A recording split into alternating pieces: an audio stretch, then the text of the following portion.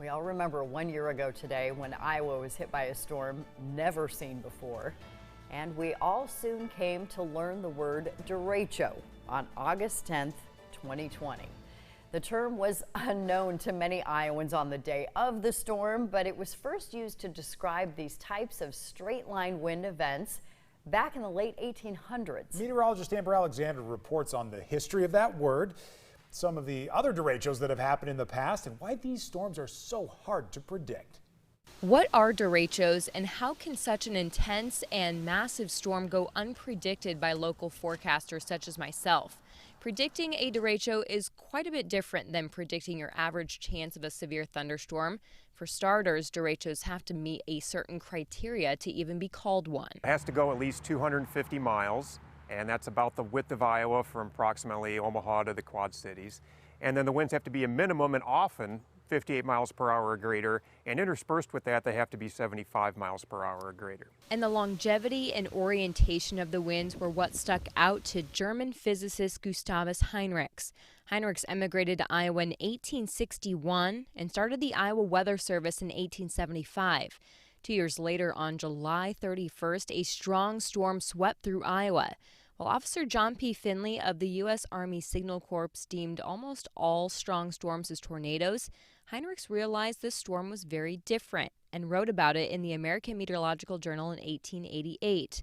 This was the first time derecho had ever been used to describe a weather event. Derecho is Spanish for straight ahead, and even though Gustavus Heinrichs was German, he wanted there to be a parallel between this and the already established term of tornado, which is Spanish for twister. But despite the article he wrote, the term was only known to a small group of meteorologists. When Heinrichs moved to St. Louis, Missouri to teach chemistry in 1889, the use of the term derecho stopped, and it went unused for nearly 100 years. It wasn't until later in the 1970s that Bob Johns, a forecaster at the predecessor to the Storm Prediction Center, picked up the term and used that in published research. So today's meteorologists finally had something to call it, but the average person didn't really use the term until the 2000s. The term derecho in 1998 wasn't really well known, so that's probably why it wasn't classified as such so prevalently then. The term mesocyclone was thrown around in 98. Some people remember it as the mesocyclone of 98 versus the derecho. The number of derechos that have occurred in Iowa since the year 2010 is probably higher than you think. In 2011, a derecho known as the cross-country derecho stretched from the central high plains to the mid-Atlantic. In June of 2012, a derecho that started in Iowa made it all the way to the Atlantic Ocean. A very similar storm occurred in 2013. And in 2014, two derechos hit Iowa on 2 consecutive days. Fast forward to 2020, the derecho not many Iowans will forget. The sheer volume of area that the 2021 encompassed was much greater, and it hit the Cedar Rapids area head on, so that certainly had a great deal of impact. The storm spanned 770 miles, causing billions of dollars in damage. By NOAA, it is considered the most expensive thunderstorm event in modern history. Derechos are already the high end of these lines of thunderstorms that produce damaging wind. We're talking like the top 5% or less of events.